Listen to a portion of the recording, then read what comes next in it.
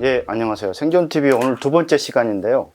우리가 이제 기후위기 시대에 본격적으로 진입하게 됐는데, 가장 중요한 게 이제 먹을거리와 식량과 그리고 시민의 건강 문제, 에너지 문제, 사회를 지탱하는 기본적 물리적 조건들인데, 그 부분에 대해서 빠르고 급격한 변화가 요구되는 시점인데, 우리는 얼마나 준비가 돼 있는가, 그리고 시민들의 생각들은 어떤가, 이런 것들을 좀 시리즈로 짚어보는 TV를 기획했습니다.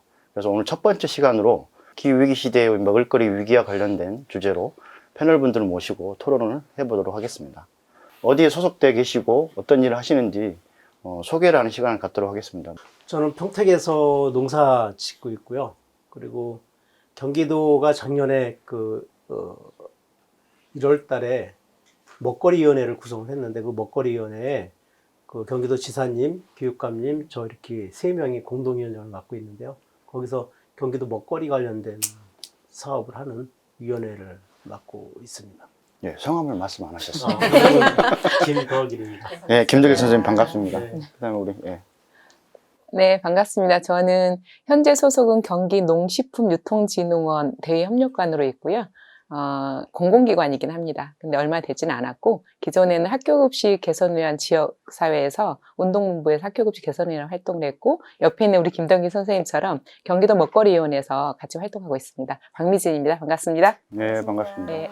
두 분은 경기도 단위에서 좀 폭넓게 많이 활동을 하셨고요. 우리 이제 마지막 패널로 인사하실 우리 자수일 국장님은 원래 넓게 활동하신 분인데, 최근에는 수원에서 먹거리 기본계획 시민 프로세스 과정을 기획하고 진행하고 계셔서 할 말은 오늘 많으실 것 같은데, 수원의 사정에 대해서 좀 많이 알고 계신 분입니다. 우리 자수일 국장님 소개해 주시죠. 네. 안녕하세요. 저는 한살림 수원성협에서 상무이사로 일하고 있는 좌수일입니다.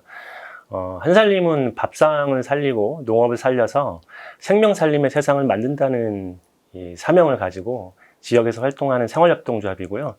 아까 소개해 주신 대로 수원시의 그 먹거리 관련한, 그러니까 농업과 먹거리 관련한 정책 제안, 그리고 이 연대 활동을 하기 위해서 만든 수원 건강 먹거리 시민 네트워크에서 운영위원장 역할도 하고 있습니다. 반갑습니다. 네, 반갑습니다.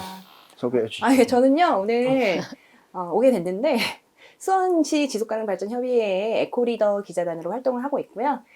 오늘 먹거리에 관한 얘기를 하다 보니까 아무래도 주부로서 할 얘기가 더 많지 않을까 생각합니다. 반갑습니다. 이은경입니다. 예, 반갑습니다. 저는 메인 MC를 맡고 있는 윤운상입니다. 원래 환경단체 활동을 하다가 이어서 바로 최근에 에너지 관련 활동을 하고 있고요. 여러 가지 환경과 관련된 주제로 지역사회에서 활동을 이어가고 있습니다.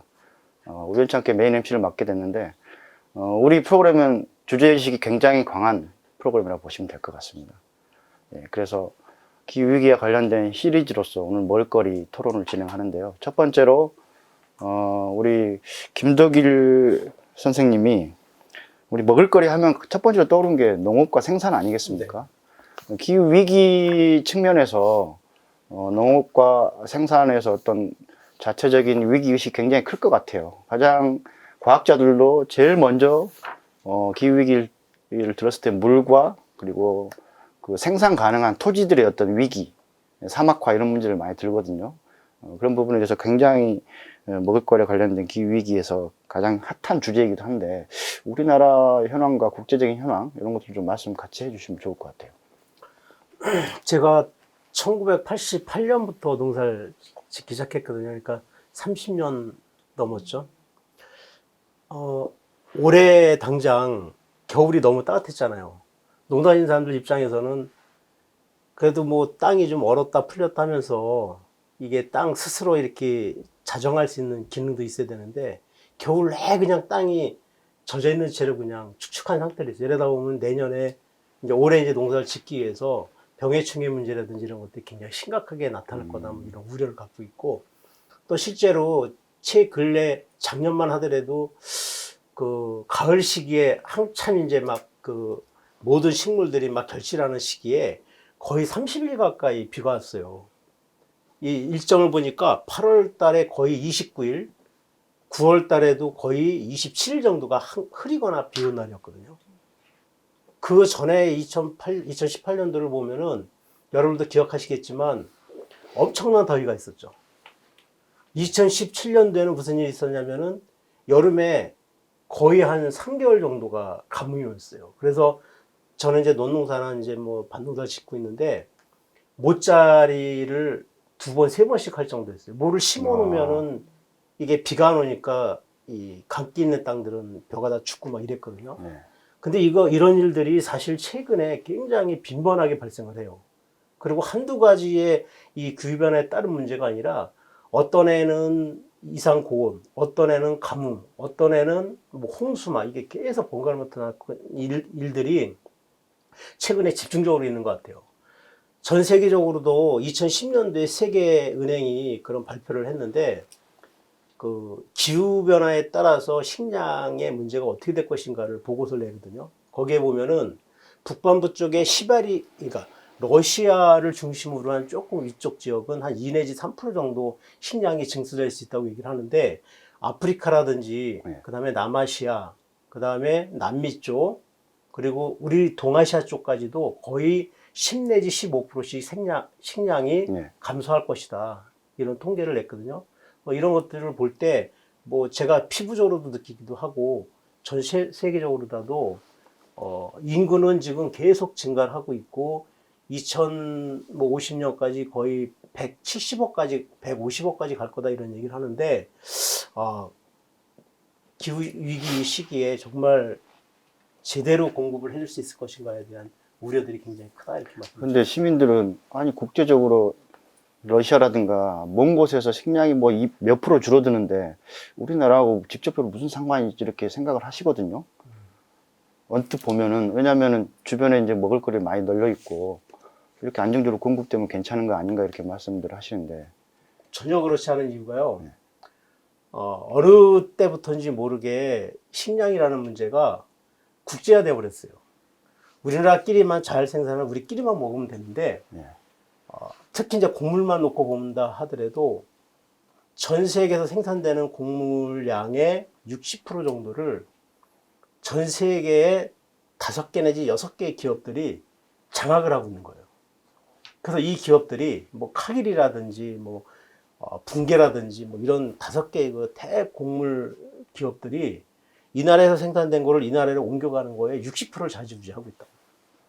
그래서 이 사람들은 정말 선의의 마음으로 이 나라 사람들이 굶고 있으니까 여기서 생산한 걸 줘야지라고 얘기가 아니라 내가 생산된 거를 가장 높은 가격으로 받기 위해서 어떻게 할 건가를 고민을 하거든요. 그럼 여기서 풍년이 들면은 여기서 풍년된 거를 옮겨가지 않고 이거를 바닷속에 빠뜨리거나 이거를 폐기시키죠. 그래야지만 여기에 가격을 더 받을 수 있으니까.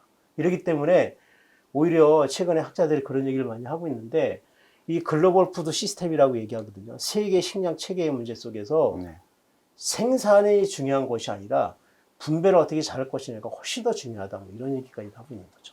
그래서 우려죠. 국내 분배만 아니라 국제적인 그렇죠. 분배도 중요하다는 거죠. 근데 그런 문제도 어떻게 보면 그 농업, 산업화된 농업에 가지고 있는 뭐 한계이자 이런 문제점이라고 얘기들 많이 하시는데 뭐 그런 것까지 들어가면 이 주제만 가지고도 네네. 지금 하루 종일 얘기해야 되는데 그러면 뭐 자연스럽게 보완 얘기도 하시고 질의응답 서로 하셔도 좋으니까 두 번째로 뭐 그러면은 이번에 생산이라든가 농업에 대해서 얘기하셨으니까 그럼 소비 문화, 우리 식생활 문화가 기후 위기에 어떻게 변화를 겪고 있는 건지 그리고 준비해야 될 것들, 대처해야 될 것들 이것도 뭐 섞어서 말씀해 주시면 좋을 것 같습니다.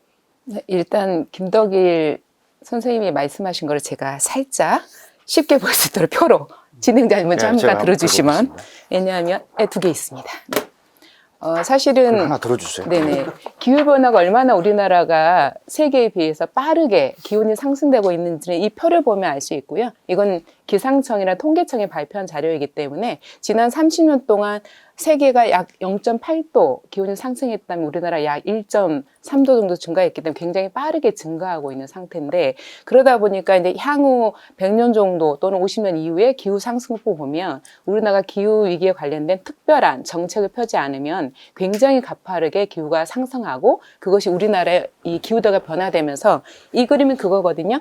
현재 우리나라가 아열대 현상 나타난다고 아열대 현상을 나타나는 게 이 정도 범주라면 향후 2050년 정도 되면 요 정도 우리나라 면적의 한 40% 정도가 아열대 기후로 바뀐다라는 거예요. 문제는 더워져서가 문제가 아니라 우리 먹는 게 완전히 바뀐다는 겁니다. 이게 주산지 변화인데 글씨가 작으니까 저걸 잠깐 보시면 저기 선생님 들고 보면 기후변화에 따라서 농작물이 완전히 재배 환경이 바뀌면서 예를 들면 제주도에서 생산하고 있던 감귤을 이제 충청권에서 생산하고 전남, 전북에서 생산하게 되고 충청권 경북이 굉장히 사과가 유명하잖아요. 이런 사과들을 강원도에서 생산하는 상황이 멀지 않다는 겁니다. 이미 2030년, 2050년이면 우리나라의 주산물, 농작물의 주산지가 이렇게 굉장히 북상하면서 재배 구조가 완전히 바뀐다라는 통계를 내놓고 있는데요. 그럼 문제는 저희가 먹는 것을 선택하는 예전에 내가 시골에서 많이 먹고 좋아했던 식재료들이 사라진다는 겁니다. 결과적으로. 우리가 아열대 식품에 능하지 않았는데 요즘에 쉽게 볼 수 있는 망고도 우리나라에서 생산할 거고 여러 가지 아열대 농산물이다 과일이라고 했던 것들이 우리나라가 생산하는 환경이 되면서 우리가 전통식문화에서 가지고 있었던 우리나라의 식재료들을 완전히 바꾸게 되는 이런 환경에 놓여 있기 때문에 사실은 기후변화는 주산지가 변화되면서 우리의 식생활에 미치는 영향이 굉장히 클 거라고 보고 있고요. 또 하나는 문제는 기온 상승이나 강수량이 증가하고 아열대 기후로 바뀌게 되면 문제는 이것이 식량을 생산하는 것을 굉장히 악화시킨다는 겁니다. 자연환경에 문제가 생기면서 식량을 안정적으로 생산할 수 있는 생산 기반이 취약해지기 때문에 어떤 곳에서는 계속 식량과 가축 사료를 생산하기 위해서 엄청나게 산림을 훼손하면서 어떤 농작물을 재배한다면 사람이 먹어야 할 건강한 먹거리를 먹기 위한 농장을 경영할 수 있는 환경을 오히려 약화되고 그것이 오히려 기후 온난화를 부추기기도 하면서 식량을 안정적으로 생산 기반을 위협하는 문제로 나타나고 있기 때문에 저는 이 식량을 안정적으로 생산하는 것 자체가 우리나라뿐만 아니라 우리나라 식량 자급률이 25%밖에 안 되니까요. 아까 이제 국제적 문제까지 이야기한 거는 굶는 사람은 기근이 심해지는 곳은 계속 기근이 심해지고 너무나 많은 생산을 해서 생산한 거를 분배하지 못하고 과잉 생산 때문에 버려야 하는 것은 계속 그런 문제가 발생하고 라는 문제를 이제는 우리나라뿐만 아니라 국제사회가 함께 논의해야 될 단계고 우리나라에서도 그러다 보니까 식량의 안정적인 생산 구조 그리고 이런 안정적으로 건강한 생산된 식량과 먹거리를 우리 국민들이 안정적으로 공급받을 수 있는 체계를 만드는 것이 지금은 굉장히 중요한 과제로 나와 있는 상태라고 저희가 이야기하고 있습니다. 저는 이제 박민진 선생님 얘기하신 것 중에 이제 시청자분들이나 시민분들이 이해할 때 우리나라에서도 바나나 생산할 수 있고 우리나라도 망고 먹을 수 있네라는 것이 더 좋은 거 아니야라는 얘기를 할 수 있거든요. 이제 그런 우리나라만 보면은 그런데 네. 이제 우리나라에서 지금 뭐 사과가 같은 예전에는 뭐 영천에서 했던 것이 지금 강원도에 가야지 영천과 같은 환경에서 할 수 있는 환경이 되었고 그리고 이제 제주도에서도 바나나를 생산하고 열대 과일을 지금 생산을 하고 있잖아요. 그런데 지금은 그런데 또 점점 더 더워지다 보면은 나중에 여름이 뭐 42도 되고 이러면 완전 아열대로 되다 보면 우리가 아까도 말씀하셨지만 뭐 오크라 샐러드를 먹을 수도 있는 거고 이런 그 열대 과일을 이용한 타르트라던가 뭐 완전 식문화가 바뀌게 되다 보니까 이게 우리는 그렇지만 그 우리보다 더 더운 지역에서는 무엇을 먹을 것인가라는 저는 의문이 들거든요. 이게 우리만 생각해서는 안 된다라는 생각이 들었어요. 훌륭하신 질문이시고 그래서 제가 그것도 살짝 그림을 하나 가져왔어요. 오늘 단합되는데요.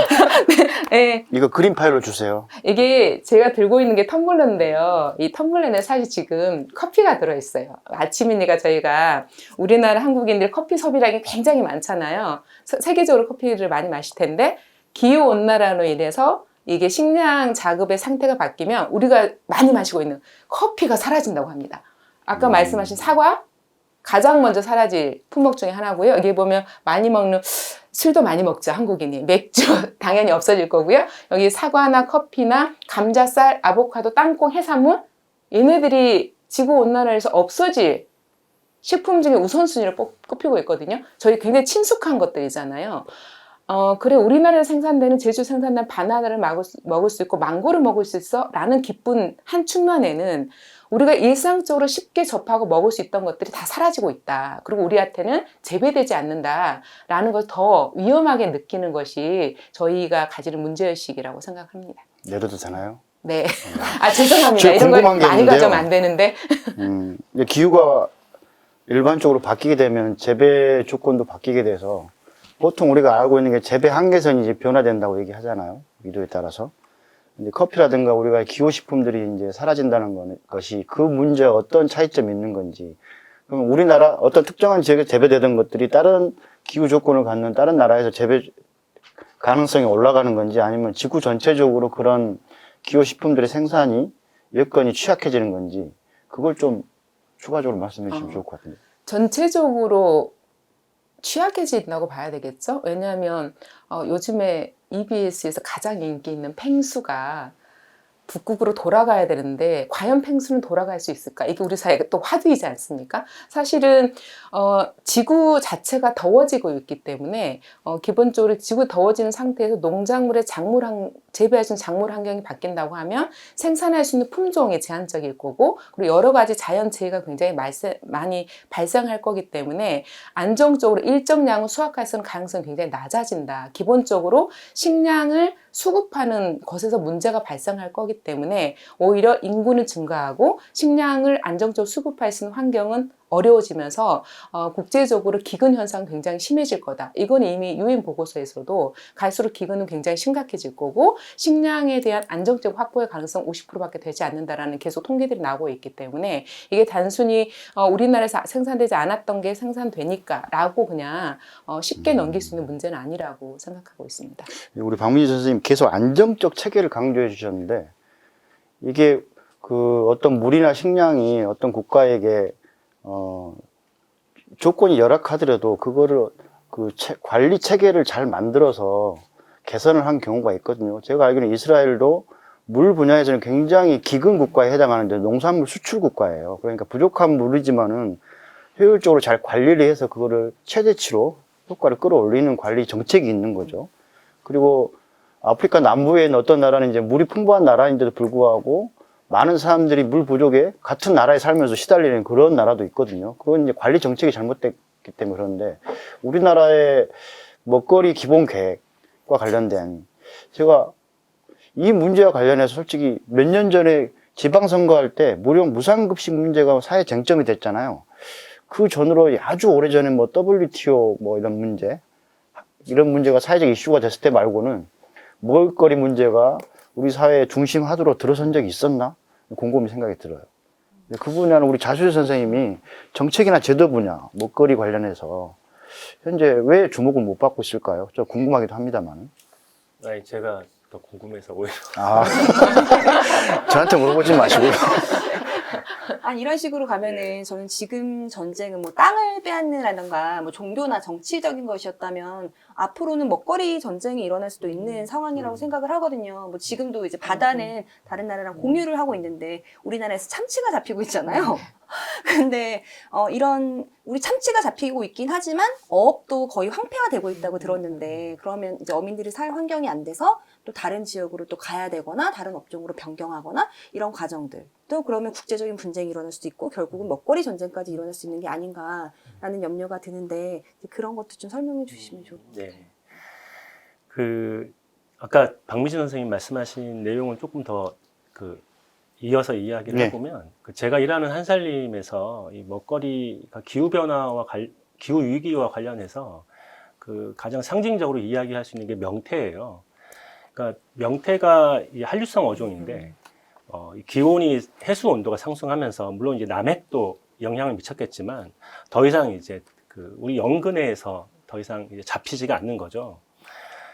그게 2000년대 초반의 일인데 한살림은 국내산 먹거리만 취급한다라는 자기 원칙을 가지고 있어요. 그래서 이 명태가 더 이상 이 국내에서 생산이 안 되면서 그 명태를 어떻게 할 것인가 한 2년 정도 논쟁을 한 적이 있었거든요.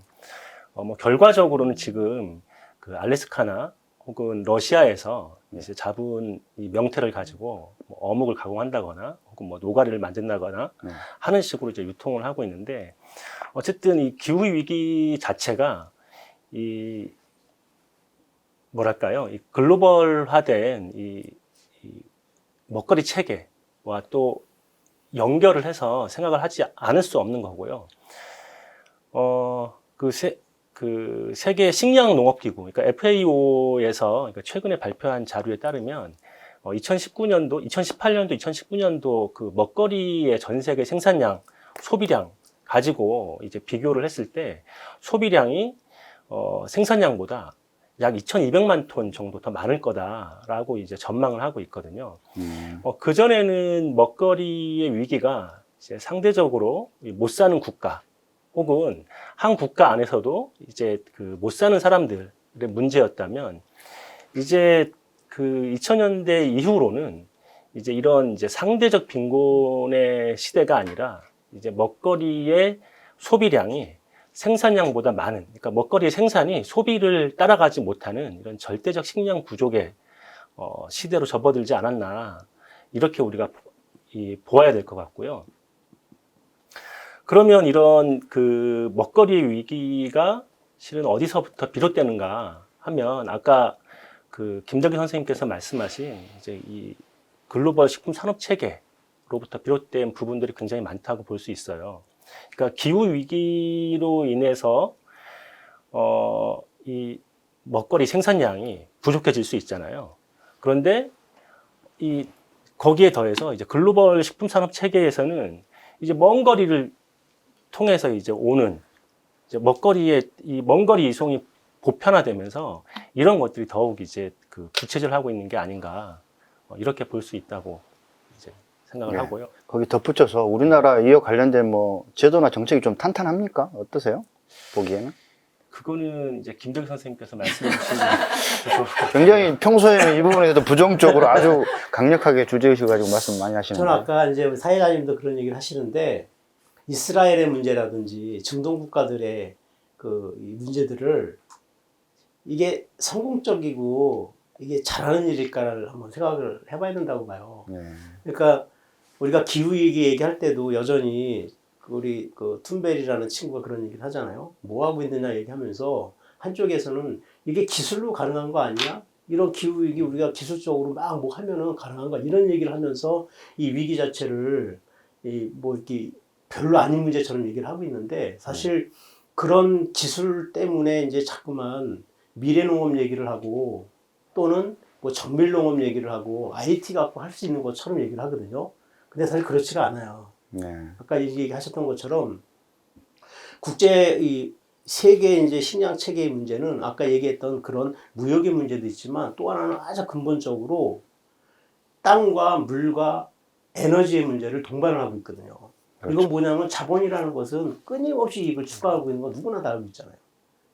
그래서 이 땅을 기반으로 해서 이 사람들은 끊임없이 뭔가를 이익을 만들어내려고 하는 거예요. 그러면 땅에 영양분을 적게 주고 땅을 관리하지 않으면서 최대의 꼴을 뽑아내려고 하는 거거든요. 저도 농사를 짓는 사람이지만 만약 이게 내 땅이다 이러면 내 땅에 최대한 양분을 높게 해서 농약비를 덜 쓰면서 지속적으로 농사 지으려고 하는 방식을 추구할 텐데, 이게 남의 땅이고 내가 언제든지 이 땅을 다른 사람에게 되돌려줘야 된다 이러면은 화학비료 쓰고 화학 농약 써서 최대한 오래 많이 빼먹으면 되는 거거든요. 이거는 그냥 요 한 부분에서 나타나는 문제가 아니라 전 세계가 똑같다는 거죠, 지금.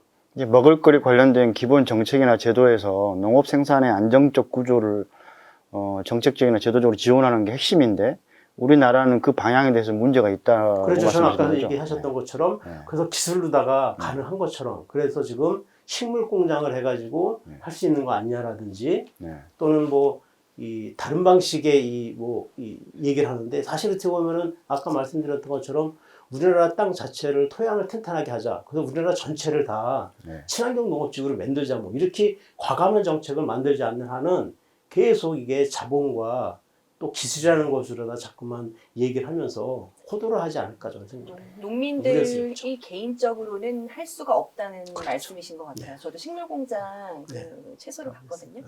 근데 뭐 흙냄새 안 나고 보들보들하다고 또 학생들은 좋아하는 경우도 있고 한데, 그러면 농민들이 없어지는 거라고 생각하거든요. 식물공장이라는 거는 흙이 없는 상태에서 자라는 것이고 도시농업이나 마찬가지가 되는 거니까, 농민들은 농사를 안 짓는다면 이게 얼마나 갈 것인가. 그래서 단적으로 저는 수원에서 태어나고 수원 학교 다 다녔거든요. 고등학교까지. 근데 나 어릴 때만 해도 푸른 지대 가고 딸기 먹었던 6월달 이 시기가 막 기억나요. 그러다 소풍 많이 갔었고. 요즘에 아이들이 딸기 언제 나니 이러면 다 겨울에 난대요. 그래서 요즘에 아. 철이 없다 그러거든요. 그렇구나. 철에 맞는 음식을 안 먹기 때문에 그래요. 그러면은 그 딸기를 겨울에 키우기 위해서 뭐가 필요하겠어요? 에너지가 필요하죠. 에너지를 갖다 네. 계속 투입을 해야지만 되는 거죠. 네. 그것도 비닐하우스 안에서 수없이 기를 떼가면서. 그래서 그것이 소비자들에게 지금 당장 먹을거리의 보편성을 넓혀주고 접근성을 넓혀주고 하니까 굉장히 좋다라고 얘기하는 것들이 끊임없이 제가 볼 때는 그 세계적으로도 그렇고 우리나라도 마찬가지고 그렇게 해온 것 같아요. 그래서 저는 이렇게 생협에서 활동하시는 분들 또는 그 환경의 문제를 고민하는 분들이 훨씬 더 많이 먹을거리에 대한 이해를 좀 높여야 된다. 그래서 우리 박민 선생님처럼 오랫동안 식생활 교육 관련된 이런 교육도 많이 해야 되고 그런 필요성이 굉장히 강조되죠. 근데 먹거리 기본 계획에서 이런 문제가 중요하게 언급됩니까?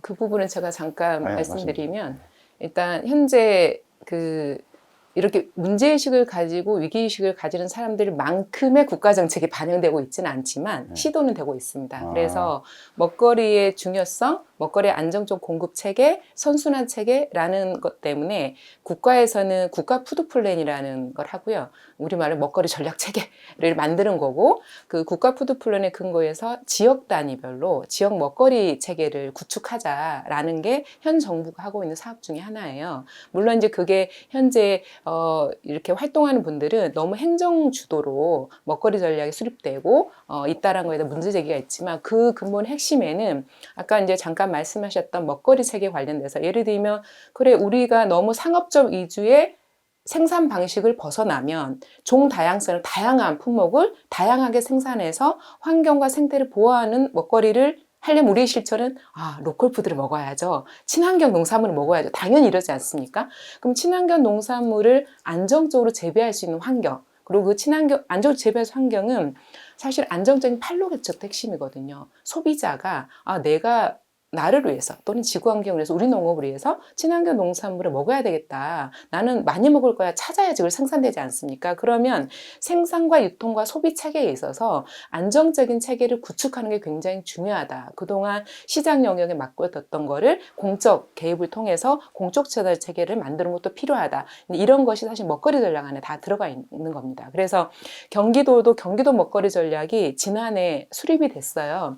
먹거리 전략의 수립 보면 먹거리 보장이라는 것도 있고 지역 먹거리 체계를 구축하는 것도 있고 건강한 식생활 문화를 조성하기 위한 교육에 대한 부분도 있고 시민사회랑 거버넌스를 확대하기 위한 협치라는 부분도 있거든요. 큰 과제에는 그런 부분들을 지역사회에서 바꿔나가기 위한 노력들은 되고 있고 국가 차원에도 준비가 되고 있다. 그래서 우리 수원도 건강먹거리연대가 수원 지역의 먹거리 전략을 수립하기 위한 시민사회라는 역할을 하기 위해서 만들어진 조직인데 물론 이게 아직 우리 국민들과 일반 시민들에게 널리 홍보되거나 많은 참여를 하고 있는 시스템이 아직 만들어지지 않아서 많이 모르긴 하나 점차 확대될 거라 보고 있고요. 오히려 이제 중앙정부가 그리고 지방자치단체가 지역사회에서 안전한 먹거리를 생산해서 유통해서 소비하는 정 과정에서 시민참여를 통해서 확대할 수 있는 기반을 만들어내는 것이 지금 저희한테 남아있는 가장 큰 현황 과제이기도 합니다. 요즘 기후위기에 관련해서 우리 조천호 기상과학자분께서 굉장히 활발하게 위기에 관련된 시민인식을 좀 높이기 위해서 활동을 하고 계신데, 그분이 쓰신 책에도 보면은, 에너지는 태양광이라든가 재생에너지로 대신할 수 있다고 치자. 그럼 물하고 먹을거리 어떻게 할 거냐. 이건 어디 가서 찾아올 수도 없고 대체할 수도 없다. 어떻게 보면은 더 큰 위기가 물과 식량 아니냐. 이렇게 이제 강조를 하시더라고요. 그러니까 뭔가 대신 먹을 수 있는, 그러니까 재배 한계선이 바뀌어서 다른 나라가 다른 거를 생산하게 되고 우리나라도 다른 걸 생산하게 돼서 이렇게 그거는 점진적 변화를 통해서 적응기를 거치는 건데, 지금의 기후 위기는 그런 위기를 그런 적응기를 박탈한다는 그런 그 속도와 양의 문제다, 이렇게 말씀하시더라고요. 그래서 이제 그걸 준비하는 그 속도를 늦추는 어떤 대응책도 필요하지만은 어떻게 하든지 기후변화는 기정의 사실이기 때문에 이 먹을거리 문제에 대한 어떤 체계적인 준비, 관리 체계 이런 것들을 강조하셨는데, 우리나라가 정책적으로 또는 제도적으로 그런 방향에 잡고 있는 건지, 특히 정치인들이라든가 행정하신 분들이 지적하신 것처럼 주요 쟁점들은 다 넣어놨어. 어떤 계획에 텍스트에 들어가 있지만 실제로 그게 현장에서 농업 생산 현장에서 구현이 되느냐, 아니면 유통 현장, 소비 현장에서 구현이 되느냐, 이건 좀 문제인 것 같아요. 그러면 자연스럽게 우리 식탁의 문제를 봤을 때 실제로 그러한 그 기후 위기에 대한 먹을거리의 어떤 고민들이 정책이 지금 구상이 되고 있고 실행이 되고 있는데 피부에 와 닿나요? 어떻게 생각하세요? 저는 일단 소비자들은 좀 저렴한 거를 찾게 되잖아요. 그리고 지금 한살림에서도 국내 먹거리들, 또 안전한 먹거리들 하고 계시지만 사실 비용이 일반 그 마트에서 파는 것보다 조금 올라가 있어요. 근데 그런 정책적인 측면에서 이런 친환경 먹거리에 대한 지원이 이루어지고 한살림에서 좀 보조, 뭐 그런 친환경 먹거리들에 대한 보조가 있다라던가 아니면 직거래 장터라던가 이걸 좀 건물을 만들어줘서 거기에 좀 보조를 농민들에게 보조를 한다던가 이런 식으로 제가 소비를 할 때 저렴하면서도 좋은 먹거리가 있다면 당연히 그거를 선택을 할 거라고 보거든요. 근데 그거는 개인이 할 수 있는 문제가 아니라 국가에서 좀 지원을 해줘야 된다고 생각을 하고요. 제가 좋아하는 뭐 밀가루 음식이라던가 생선이라던가 저 이런 것들 요새 되게 고민이거든요. 내가 생선을 먹어도 될까? 이거 밀가루 먹어서 나 죽어도 안 썩는 거 아니야? 이런 생각 하는데 네. 사실 몰라요. 주변에 그냥 같이 뭐 음식하는 사람들 뭐 주변에 주부들한테 물어봐도 밀가루 많이 먹으면 안 된대. 그럼 왜? 우리나라 밀이 좋은 거야. 그러면 왜 그런지 모르거든요. 그래서 교육도 굉장히 필요하고 내가 먹는 거에 대한 안전한 먹거리에 대한 것이 좀 쉽게 알아볼 수 있게 좀 바코드를 찍는다던가 아니면 사진이라던가 그냥 일반 주부들, 아이들도 좀 알아볼 수 있는 표시 같은 게 필요한 게 아닌가 그런 생각을 했어요. 그런 것들이 지금 이루어지고 있나요? 현재는 그런 게 그 제도화되어 있는 건 없고요. 우리가 그 예를 들면 이 먹거리의 이동 거리를 이제 표현하는 단위로 이제 푸드 마일리지를 이제 쉽게 이야기를 할 수 있는데 이제 푸드 마일리지는 먹거리의 무게 그리고 그게 얼마만큼 이제 먼 거리를 이동해 왔나, 그러니까 무게와 거리를 이제 합산한 개념으로 이제 볼 수 있는데요. 이제 이런 것들이 예를 들면 영국에서는 그 달걀을 구입을 하게 되면 이제 그 뭐죠? 이 제품명만 입력을 하면 이 달걀이 어느 만큼 거쳐서 왔는지 이런 걸 바로 이력이 이제 확인할 수 있게 다 바로 나와요. 계산이 되어 나와요. 네, 그런데 이제 우리 같은 경우는 이제 그런 정도로 쉽게 이제 바라볼 수 있거나 이제 그런 부분들은 없죠. 푸드 마일리지를 좀 더 구체적으로 설명하면은 생산과 유통과 소비 과정에서 예를 들면 기후 위기에 얼마나 뭐 긍정적 영향, 부정적 영향을 미치나 이런 것들이 계산된다는 것이죠. 예, 그렇죠. 이게 소비자들한테는 선택의 중요한 기준이 되겠네요.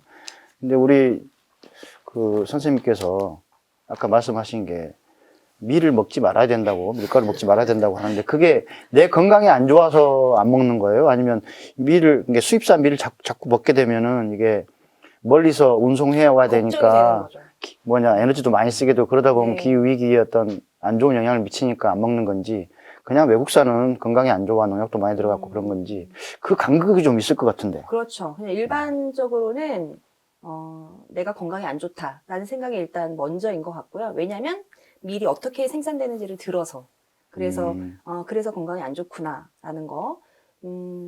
그게 첫 번째인 것 같고, 근데 저 같은 경우에는 이제 제가 이쪽에 관심을 가지고 있으니까 공부를 하면서 에너지를 쓰는 것들, 먼 거리에서 오는 것들에 대한 걱정, 그것이 들어가 있는데, 그냥 일반적으로 봤을 때는 건강에 안 좋으니까 가장 첫 번째일 것 같아요. 저는 솔직히 혼자 오랫동안 살았거든요. 그래서 선택권을 스스로 닫았죠. 간단한 것만 많이 먹어서 공부를 해서 알고 있는 건 있는데 실제로 이제 가정을 구성해서 아이들을 먹이거나 또는 주부로서 내가 먹거나 뭐 직장에 출근하는 남편에 대해서 뭐 먹을거리 챙겨주거나 그러다 보면은 보는 시각도 다양해질 텐데 아마 느끼는 위기가 훨씬 더 다를 것 같아요. 실제로 피부로 체감하는 이런 변화에 대해서 혹시 우리 박민진 선생님이 훨씬 더 그 부분에 대해서 오랫동안 고민하셨을 것 같은데 본인이 느끼기에 진짜 내가 이론적으로 이 분야에 공부했기 때문에 아는 것하고 실제로 내가 우리 그 장을 보거나 그리고 식탁을 준비하면서 느꼈던 감정들이 이게 뭐 편차가 느껴지시나요? 아니면은 정말 그 위기의식이 그대로 표현되나요, 식탁에?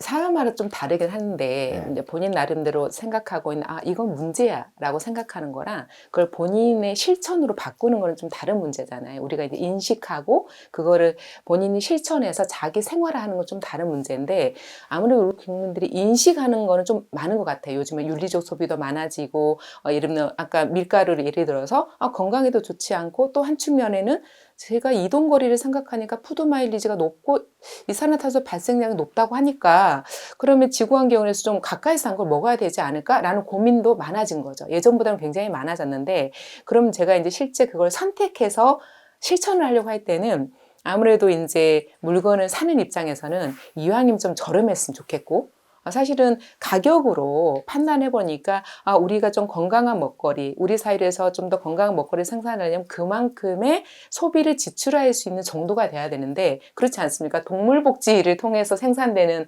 계란과 예를 들면 육류를 내가 샀을 때는 좀 더 많은 비용을 부담해야 된다. 이걸 좀 자연스럽게 받아들여야 되고 그래 이왕이면 기존 관행농으로 생산된 농산물보다는 친환경 농산물로 생산된 게 친환경 농업을 하기 위해서 굉장히 힘들기 때문에 친환경 농산물을 좀 더 많은 비용을 지출하고 내가 살 수 있어야 된다라는 정도로 생각이 바뀌어야지만이 실제 실천이 될 거라 보고 있거든요. 근데 여전히 아직은 우리나라가 먹는 거에 대해서 특히 뭔가 소비에서 지출을 줄여야 된다고 하면 일단 먹을 것 좀 아껴야지 라는 생각이 굉장히 강하고 똑같은 상품이 있지만 이왕이면 그냥 모양도 괜찮아 보이고 가격도 좀 저렴한 걸 우선 선택하게 되는 것들을 왜 이제 단지 경제적 문제가 아니라 사회적 가치 공익적 가치, 내가 하는 나의 하나의 행위가 우리 사회를 어떻게 바꿀 수 있는지에 대한 우리 국민들의 생각을 조금 높일 수 있는 교육 활동이 굉장히 많이 필요하다고 생각을 하고 있습니다. 선생님 밥상은 푸드 마일리지가 어떤가요? 저는 사실 굉장히 노력하고 있어요. 왜냐하면 밥상을 보여드릴 수는 없고 예리한 질문입니다. 네, 아니 저는 사실 일단은 제가 가장 먼저 실천할 수 있는 거는 가장 그래도 우리나라에서 생산되는 가까운 데 생산되는 거를 먹는 게 필요하니까 일단 생협 제품을 이용하기 위해서 노력 중입니다. 다행히 저희 집 가까운 곳에 생활협동조합 매장이 있어서 이왕이면 국산에 기본적으로 지역에 그리고 생협 제품 그리고 이왕이면 뭐 축산류 같은 경우도 동물복지가 있는 걸 좀 먹기 위해서 노력 중이고요. 그러면 처음에는 똑같아요. 저희 남편과 아이와 제가 시장을 봐오면 저는 물건 양은 작은데 좀 가격이 많이 지출하고 사오는 경향이고 어쩌다 이제 남편이 마트를 가서 물건을 사오면 양은 엄청 많고 가격은 저렴하게 사오거든요. 비교를 합니다. 이제 아이가 왜 엄마와 아빠가 시장을 보는데 이렇게 다를 수 있을까? 네, 저는 우리 아이에게 먹거리 운동을 하는 사람의 양심이 있지. 우리 스스로가 바꾸도록 노력해야 된다. 남편도 바뀌어야 되고 아이도 바뀌어야 돼 이야기를 하는데 지금은 굉장히 많이 바뀌어서 다행히 몇 년 동안 제가 먹거리 운동을 한 지가 한 15년 되거든요. 우리 가정을 먼저 바꿔야 되기 때문에 모두 생협 회원으로 가서 직접 생협에서 물건을 사올 수 있도록 좀 바꿔놨고 사실 집에서 먹는 게 많지 않아서 노력 중인데 그렇다 100% 식탁에 대해서 자신할 수 있느냐 하면 선택 폭이 너무 제한적이어서 100% 자신할 수 없지만 노력하고 있다라는 정도로 말씀드리겠습니다. 근데 우리가 선택을 할 수 있다라는 건 기회가 있다라는 거잖아요. 네. 아직까지는. 네. 근데 기후 위기로 인해서 아예 그 선택권이 박탈되는 것들이 있을 것 같아요. 그런 부분에 대해서 혹시 평소에 인지하고 계신 게 있으면은 아니면 피부로 느낀 게 있으면 좀 말씀해 주시죠. 아니 쉽게 그렇잖아요. 우리가 이제 방금 딸기 이야기를 했는데 아이들이 딸기 하면 다 겨울에 먹는 거 당연히 겨울에 생산되는 거라고 하거든요. 그러니까 제철 식재료를 몰라요. 그러니까 우리가 봄, 여름, 가을, 겨울이 있으면 자연스럽게 작물을 재배하면 봄에는 뭘 먹어야 되고 여름에는 뭘 먹어야 되고 가을에는 뭘 먹어야 돼 이게 당연한데 지금 이런 과일을 단적으로 보더라도 딸기는 겨울에 먹어야 하고 수박은 3월 달에 먹어야 하고 참외도 4월 달에 먹어야 하고 사실은 우리가 일상적으로 생산되는 생산주랑 전혀 상관없이 당연히 먹는 상태가 되거든요. 그러다 보니까 사실은 딸기를 봄에 먹는 것보다 겨울에 먹는 거는 비용도 훨씬 비쌉니다. 왜냐면 이 딸기는 다 하우스에서 재배되거든요. 엄청나게 많은 온실가스를 배출하는 곳에서 재배되는데 우리도 그만큼 지불을 많이 해야 되는 문제가 발생하는 거죠. 그리고 아까 말한 재해, 홍수, 가뭄 때문에 우리 늘 폭동 있잖아요. 올해는 양파가 너무 많이 재배돼가지고 양파를 못 먹어서 문제였다. 또 어떤 해는 너무 없으니까 이거를 다 외국에 수입해서 빨리 우리 식탁을 안정화시켜야 된다 이렇게 하는데 이게 단지 사실 가뭄이나 홍수로 이런 자연재해로 인해서 식품 생산을 매 주기별로 안정적으로 생산될 수 없기 때문에 우리 이걸 소비하는 입장에서는 굉장히 많은 사회적 비용을 지불해야 되는 문제가 발생하는 이게 거죠. 계절처럼 주기적으로 일정하게 찾아오면 대비가 되는데 그렇죠. 지금 예. 미래에는 과거의 경험으로 예측할 수 없다라는 거잖아요. 네. 그런 부분에서 이제 현장에서 직접 농업에 경험하신 분들은 훨씬 더 위기의식이 클 것 같아요, 실제로. 그러니까 사실 공급하는 뭐 측에서는. 농림부라는 곳은 농민들이 다양한 분야에 대한 거를 관심 갖고 해결을 해야 되는 부서이긴 맞는데 사실 가장 큰 거는 뭐냐면은 국민들의 먹거리를 어떻게 잘 수급할 것인가 문제가 제일 큰 거거든요, 농민부는. 네. 그러다 보니까 지금 이런 문제가 발생을 하는 거죠. 항상 남아야지만 되는 것이지 모자라면 안 되는 거예요. 그러다 보니까 이거를 해결할 수 있는 방법은 농민들의 요구나 이해를 기반하지 않는 거죠.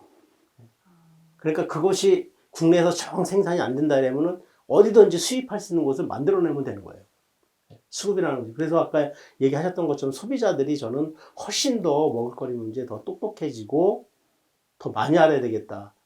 그거를 하지 않으면은 생산자들은 당연히 소비자들의 요구에 그냥 쫓아가요. 아까 주부님이 얘기하셨던 것처럼 싸게 좋은 거 먹을 수 있어요. 절대로 싸게 좋은 거 못 먹는 거거든요. 그렇죠. 나쁜 거죠. 적정하게 네. 적정하게 가격을 지불하고 그리고 괜찮은 농산물이 생산되도록 하는 거는 소비자들이 하지 않으면 안 돼요. 생산자들은 당연히 여러분들이 원하는 거를 만들기 위해서 그렇게 할 거 아니에요. 색깔도 좋고 벌레도 먹지 않은 거를 많이 생산해서 좋은 가격 받으려고 하는 것도 농민일 거고.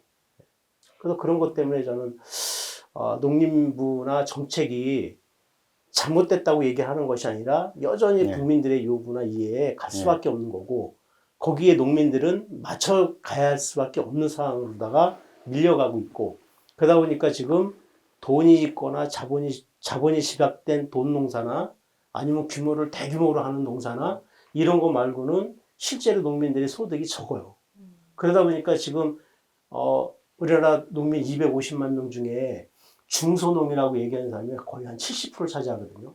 이분들에 대해서는 대책이 하나도 없는 거죠.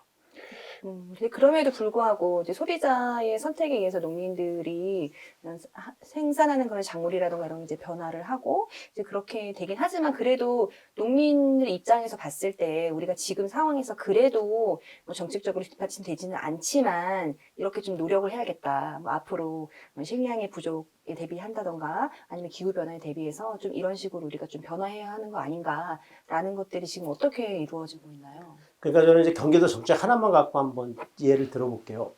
경기도가 학교급식을 하고 있잖아요. 친환경 학교급식을 하고 네. 이제 고등학교까지 이제 무상급식으로 이제 작년부터 시작을 했는데 경기도에서 예전에 마늘이나 양파가 생산이 안 됐을까?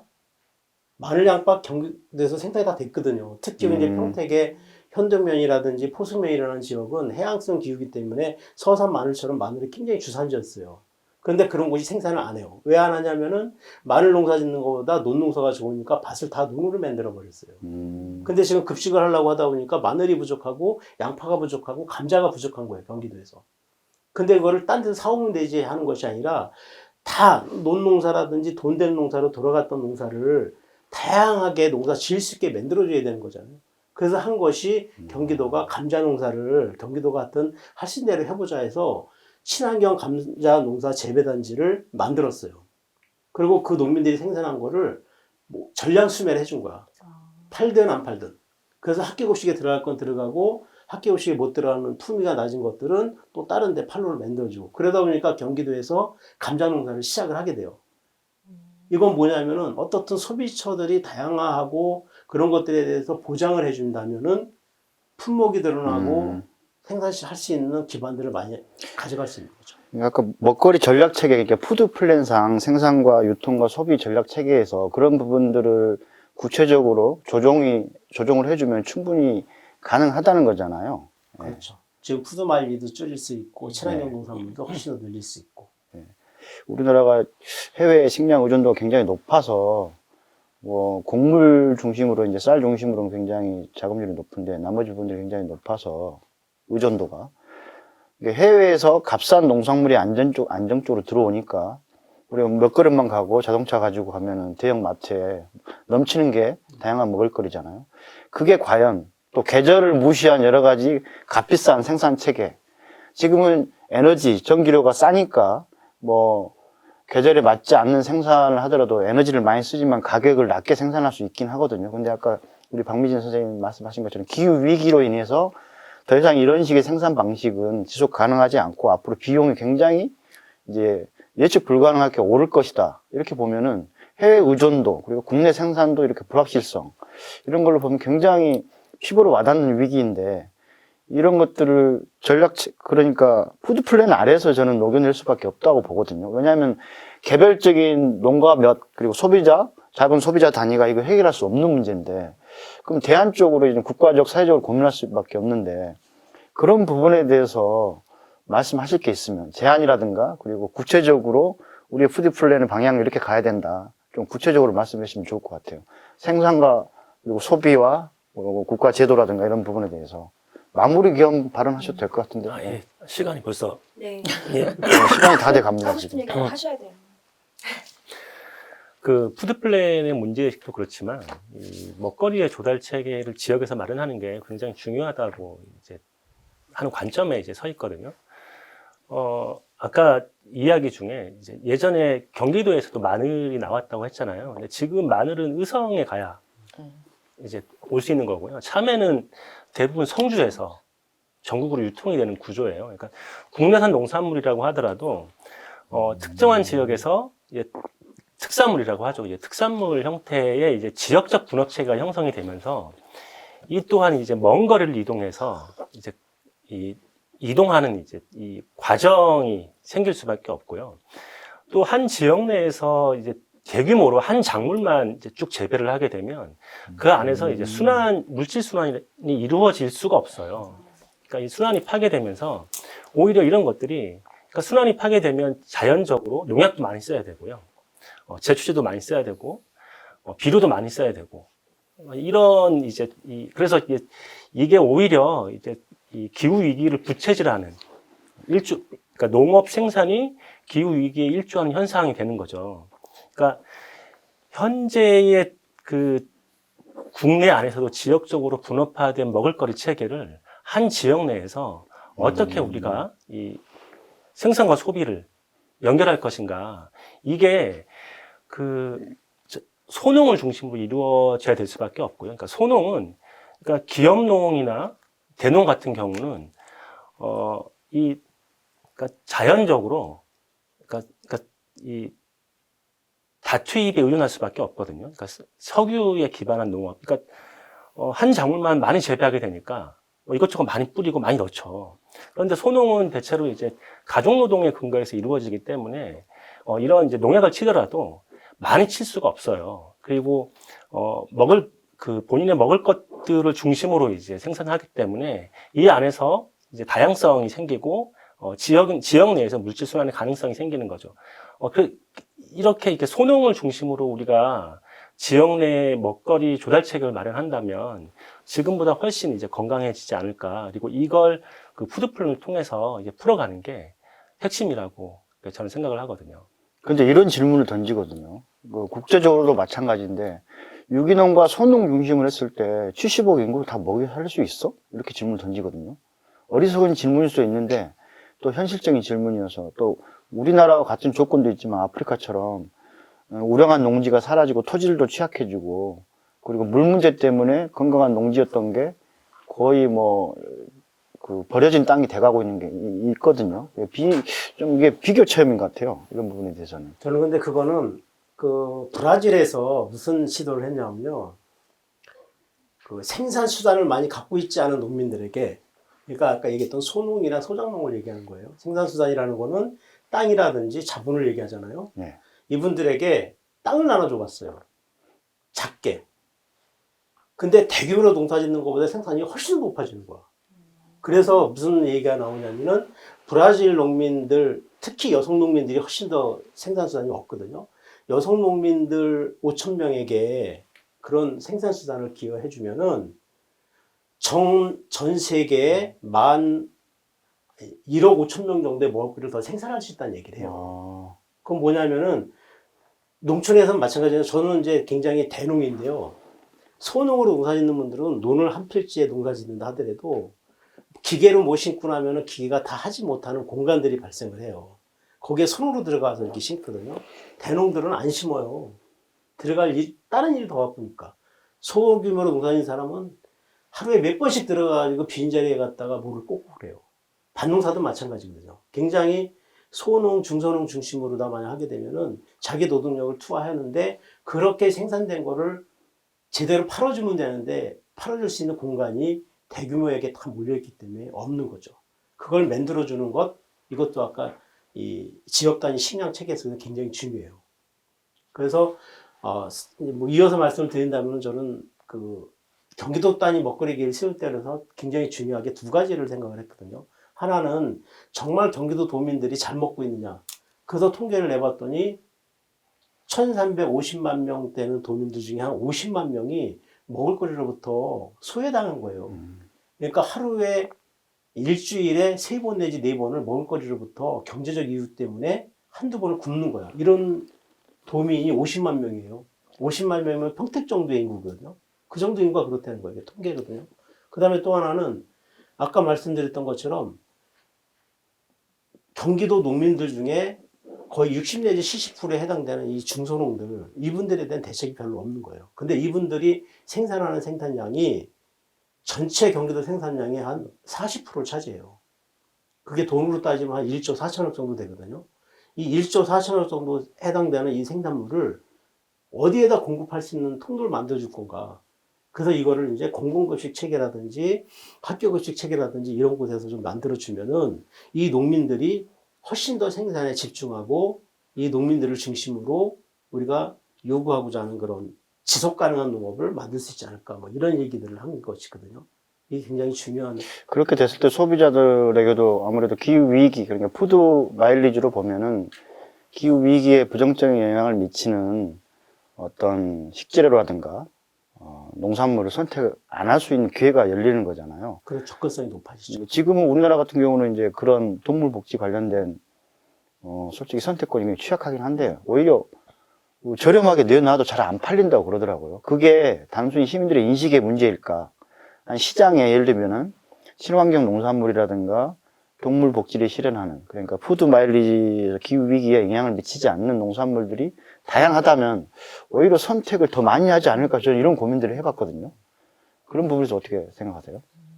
저는 마무리 발언 겸 해주세요. 마무리 발언 겸. 예, 네, 그럼 어떻게 하면 짧게 똑똑한 소비를 할 그냥 것인가. 저는 쉽게 말하면 우리가 생활인이기 때문에 지역에 좀 가까이에서 나는 먹을거리 우선 선택하자. 푸드 마일리지 뭐 이런 거 다 엄청 우리가 문제가 많다는 걸 알고 있기 때문에 실천적으로는 일명 로컬 푸드, 가까이서 난 거 먹어야지. 음식물 쓰레기 좀 줄이자. 사실 우리가 굉장히 음식물 쓰레기 많이 버리지 않습니까? 먹을 수 있는 것도 버리고 처리를 못해서도 버리고 많은데 음식물 쓰레기 좀 줄여보자. 그리고 사실 국제 유엔에서도 공부하고 있고 우리가 하는데 육류 소비, 유제품 소비를 좀 줄이고 채식 위주의 식생활로 좀 전환해보자라는 이 공동의 선언들이 있어요. 왜냐하면 이게 우리가 육류 중심에서 채식을 좀 많이 먹는 문화로 바꾸기만 하더라도 사실은 육류를 생산하기 위한 엄청난 과정에서 이산화탄소 발생하고 산림을 파괴하고 이런 것 자체를 다 변화시킬 수 있기 때문에 저는 아주 가까이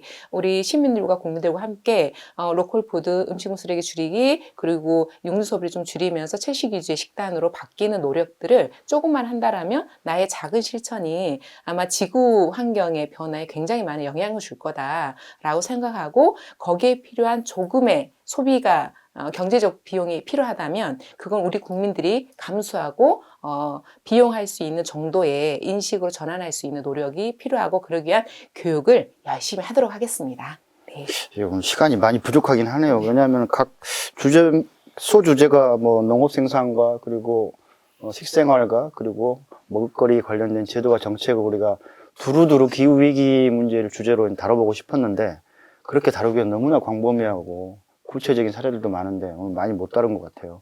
마지막으로 이은경 선생님 어떻게 마무리 발언. 저 로컬푸드 좀 찾아봐야겠다는 생각했고요.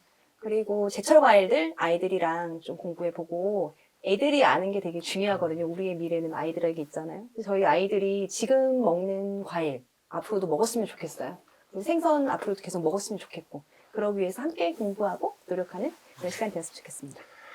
예, 그 지구상 온실가스를 배출하는 3대 원인이 우리가 이제 지금도 전력을 많이 쓰고 있는데 전력 생산을 위한 어떤 화석연료 연소에서 3분의 1을 차지하고요.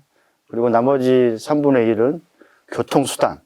그 가장 중요한 게 아니 농업 먹을거리 생산하는데 무슨 온실가스를 많이 배출하지 의아해 하실 거예요. 그런데 의외로 특히나 이제 공업시 축산 과정에서 생기는 온실가스가 전 지구적 기후 위기를 조장하는 원천의 3분의 1을 차지한다고 그럽니다. 그러니까 결국 우리 가장 가까이에 있는 문제부터 해결하지 않으면 기후 위기는 바로 우리한테 바로 대먹이만 할 수 있는 그런 현실적인 위기인 것 같아요. 그래서 우리가 이번 기회로 기후 위기를 시리즈로 다룰 텐데 아마 더 깊게 논의할 수 있는 또 넓은 자리, 시민들과 대화하고 교육할 수 있는 자리를 많이 만들어야겠고요. 이어서 바로 다음번 주제가 환경보건입니다. 먹을거리가 직결되는 게 환경보건이잖아요. 왜냐하면 영양이 취약하면은 아플 수밖에 없는 거고, 그리고 기후위기로 인한 여러 가지 환경성 질환들이 늘어가고 있어서, 최근에도 이제 코로나 바이러스 문제가, 지금 세계적으로 가장 관심받는 주제이기도 하고 위기의식이 높은데, 이게 기후위기랑 어떤 관련이 있는가.